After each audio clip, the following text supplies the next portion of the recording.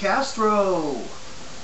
So Castro came out and gave a ringing endorsement to Barack Obama's health care plan last week that he signed into law.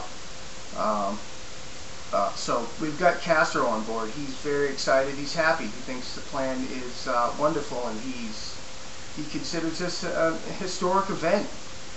And so he's loving it. Castro's a communist, by the way, a communist leader that took over his country through revolution and basically killed all the capitalists in the country. Anybody who couldn't flee fast enough.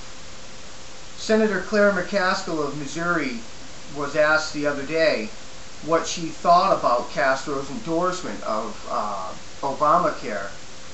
And Senator Claire McCaskill said that she thinks that Castro should shut up.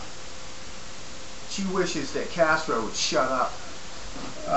The reason why Claire McCaskill wants Castro to shut up is because Castro will want a communist, and that that this healthcare plan is a path towards socialism, which ultimately in the end leads to communism, government control over the people.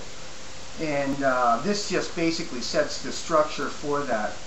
But Claire McCaskill understands one thing, that you can't tell people your plan. Castro was brave. McCaskill, it shows that she has no bravery. This administration has no bravery. This administration is perpetrating a silent revolution when Castro stood out and fought and took his country. Whether you agree with what he did or not, he was brave to do it. He stood up and fought openly in the streets. I mean, his ends justified the means. But he did it bravely out in the open. He wasn't a coward. He wasn't afraid to die for what he believed. This administration, the progressive movement in the United States of America, has taken another course.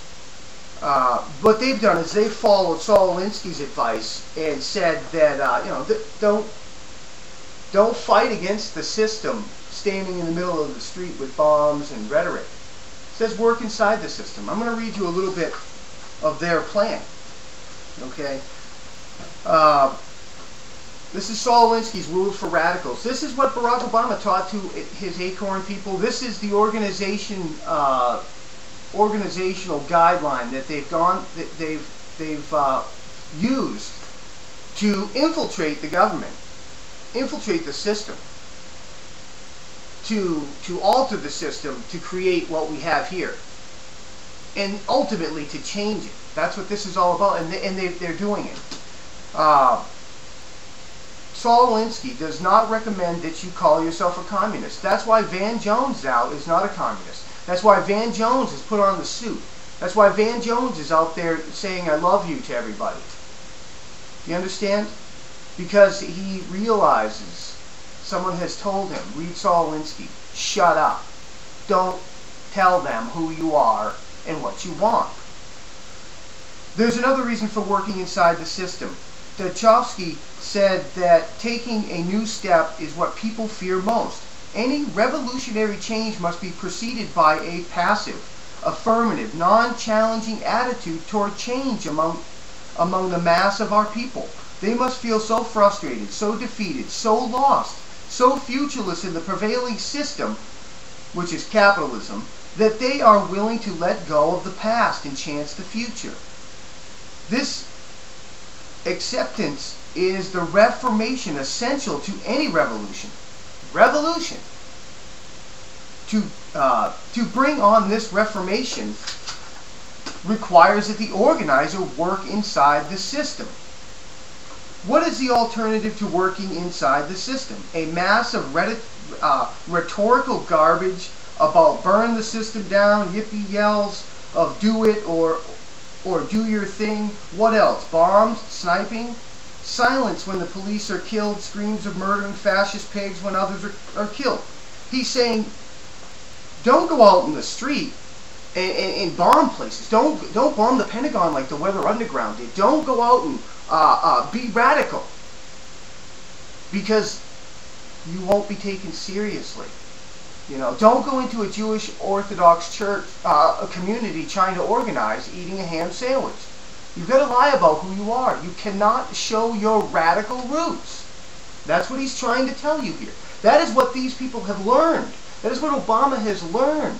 You start from where the world is, meaning if you're in a capitalist country, you tell them you're a capitalist if you want to go in and change things, because they won't even let you through the door if you tell them who you are.